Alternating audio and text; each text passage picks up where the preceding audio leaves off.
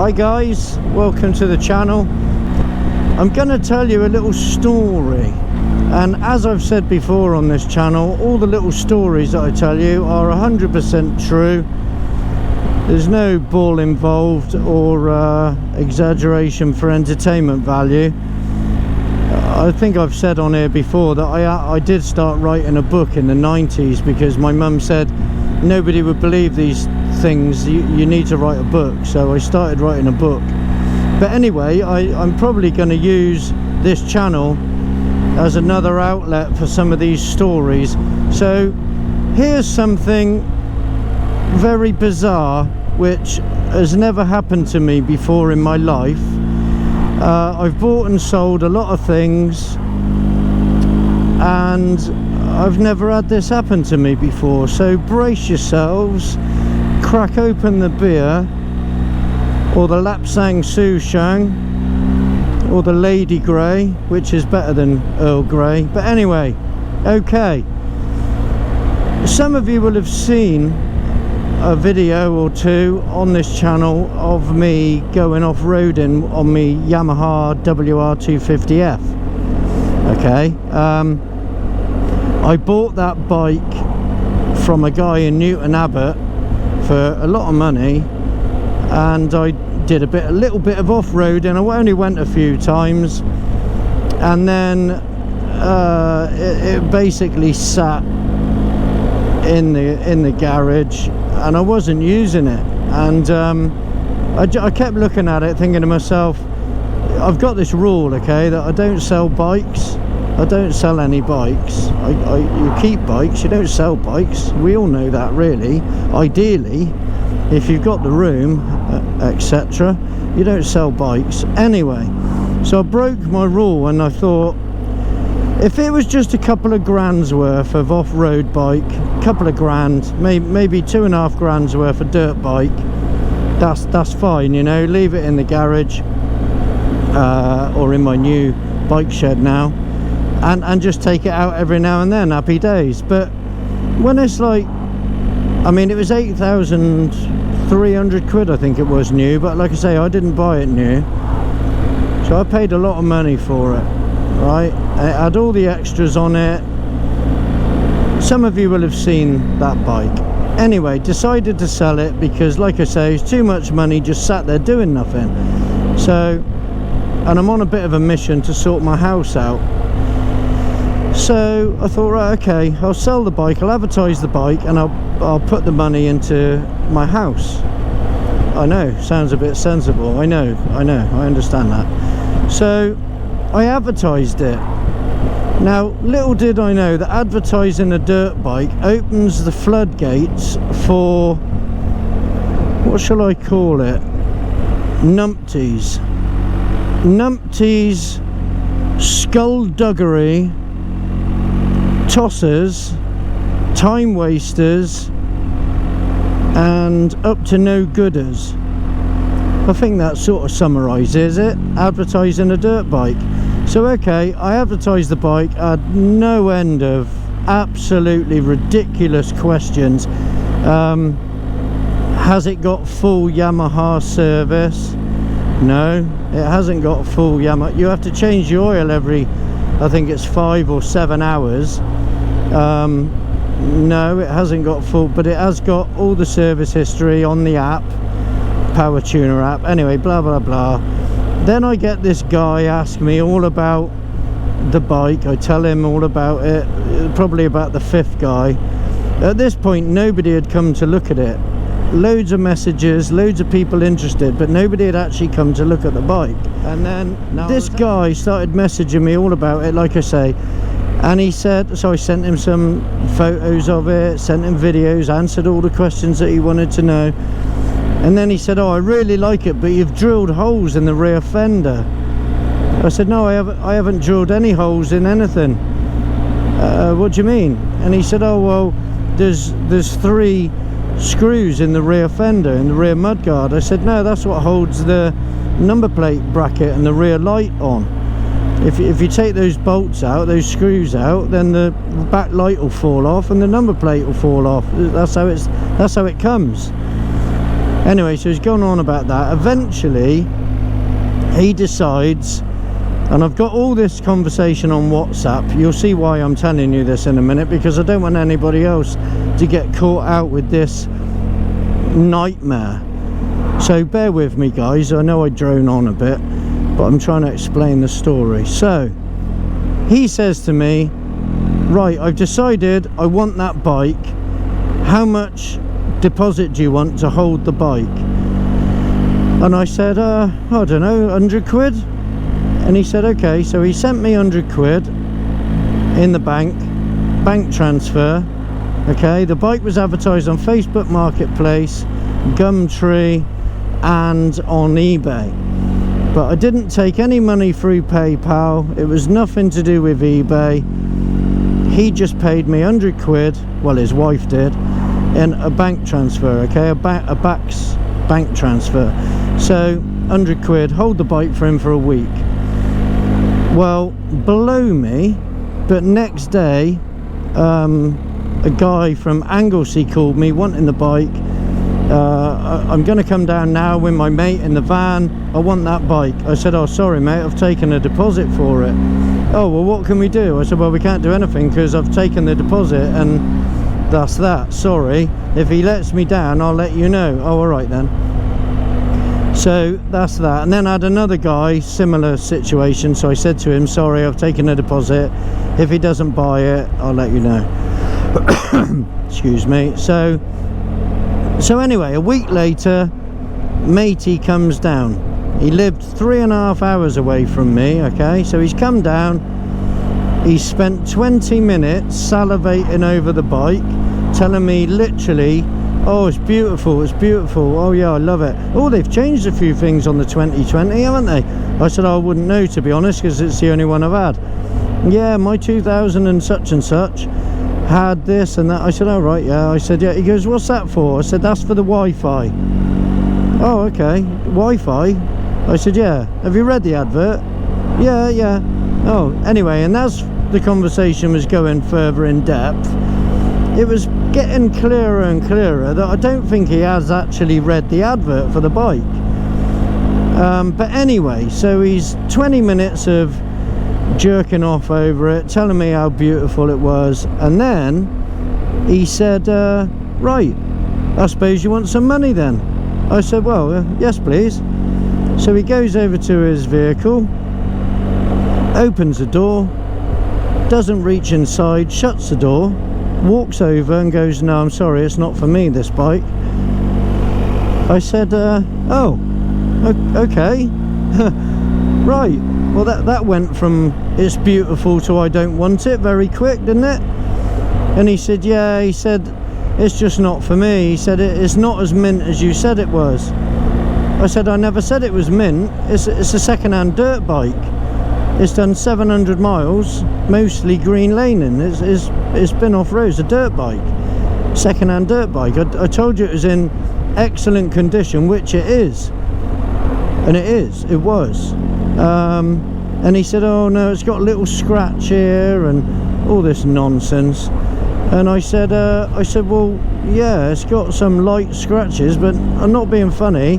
The first time you take it out, you're probably going to scratch it. I said that most of them are nothing. They'll probably even polish out if you're that bothered. I told you about all this on the phone. And he's like, oh, well, no, I don't want it. So that was that. So I said, all right, fair enough. Yeah, I'm not going to force you to buy the bike. If you don't want it, you don't want it. If it's not for you, it's not for you. So no worries then. And he goes, right, what are we going to do about the deposit? I said, what do you mean? He goes, well, I want the deposit back. I said, well, it doesn't really work like that. I said, you know, sorry, but you gave me the deposit to hold the bike for you for a week, and I've done that. And incidentally, I've lost 2 sales, you know, potential sales. One guy was like, he wanted it and he was coming, but, you know. So, anyway, so, long story cut slightly shorter. Crack open your second beer now. I told him I wasn't giving him his deposit back, so off he's gone.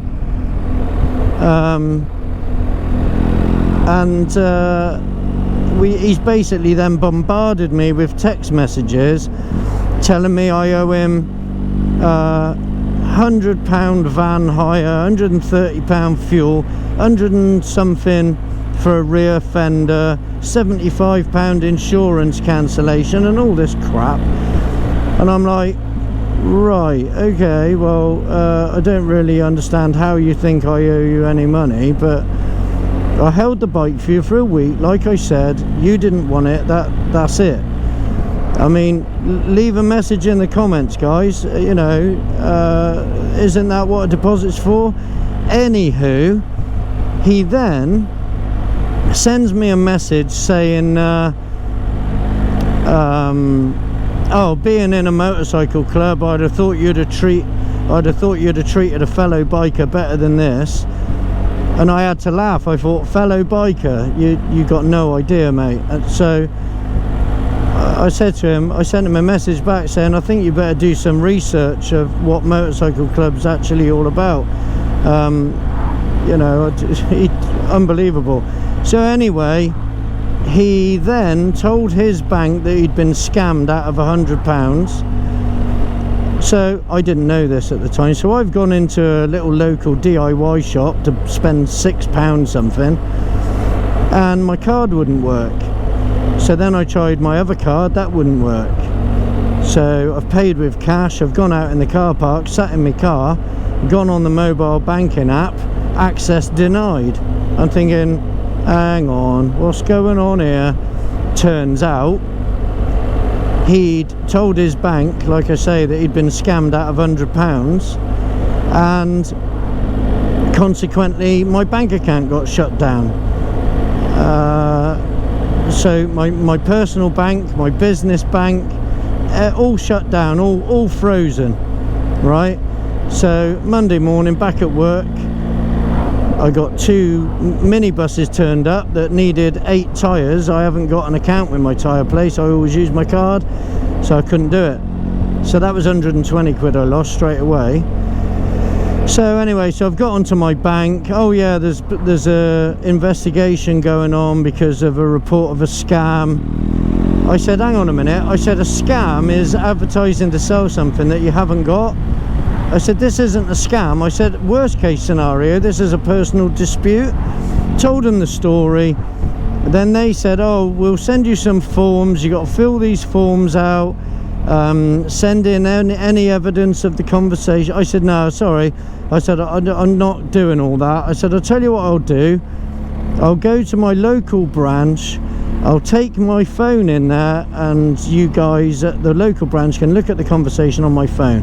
I'm not filling out loads of forms and sending stuff back and going to links and all this crap. So Christ. So I did that, gone in the bank, given the guy, a really nice guy actually, given my phone. He's screenshot, well, I screenshot the whole conversation, emailed it to him, he sent it to the head office. All this faff, you know, I'm supposed to be at work. So anyway, my bank account frozen 4 days. 4 days of not being able to use my personal or my business bank. So he's still bombarding me with messages, this dickhead. Right, so basically, the bank did an investigation. The bank called me, and they said, oh, the lady said, right, I've investigated this matter. I actually investigated it myself, she said, and I have to say I'm a bit amazed by this. I said, all right, okay. I said, yeah, it's mad, isn't it? And she goes, well, like you did say, it could be a personal dispute, but it's definitely not a matter for us to get involved with. There's no scam here. We've read the entire conversation, and yeah, you're 100% right. So they reinstated my bank account, and then he messaged me. There's a bit I've left out in this story, but basically, how should I word this? Basically, in the motorcycle club world, you have a lot more friends than you'd think. Okay, so it didn't take much to find out a lot of information, and I basically asked for proof of ID. I asked for proof of ID before somebody came to look at this bike, because I wanted to know who was coming to look in case it got nicked. Anyway, on one of the messages he told me that he'd sent me false information. If you think that's my current address, you're very much mistaken. Well, when he sent that message, basically he pissed me off. So I'm not going to say what happened, but let's just say he found out what being in a motorcycle club involves. I'll leave that at that. So anyway, he's then sent me a message saying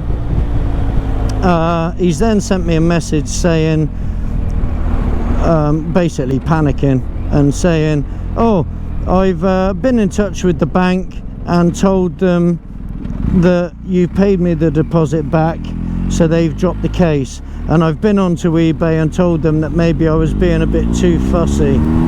And it's like, no you didn't, mate, you know, no you didn't. I've already spoke to the bank. So basically the moral of this story, guys and gals, is don't take a deposit. Just don't take a deposit for anything. If you're selling something, well, like our president said to me, because I told the club about all this, and our president said to me, that is exactly why I do not take a deposit for anything if the person hasn't been to see the vehicle or the bike or whatever it is you're selling. If they've been to see it, I mean, it's like when I bought that WR, I went down, looked at it, gave the guy a deposit, and I went back a couple of days later with the van and picked it up. So basically I'm saying to you, don't take a deposit for anything unless they've actually been to see it and you know that they're keen and it's genuine and they're having it. I mean, this guy, I don't think he had any intention of buying it in the first place. I don't know what his angle was at all. It just, the whole thing was bizarre.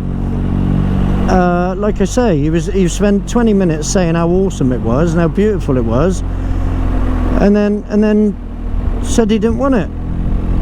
The whole thing was just weird. So anyway, there you go. I just thought I'd share that with you. I did sell the bike for the price that I wanted for it to some guys from Essex. They came down and bought it straight away. So that was that. But the whole thing was just absolutely mental and unnecessary. But like I say, there you go, there's the moral of the story. Don't take a deposit for anything. It's just not worth the grief. Not worth the grief. Anyway, that's about the size of that one, guys. I'm going down to Linton Lynmouth now, and I probably bump into some of our guys down there if they're still there. I've got my drone with me. I might do a bit of a fly.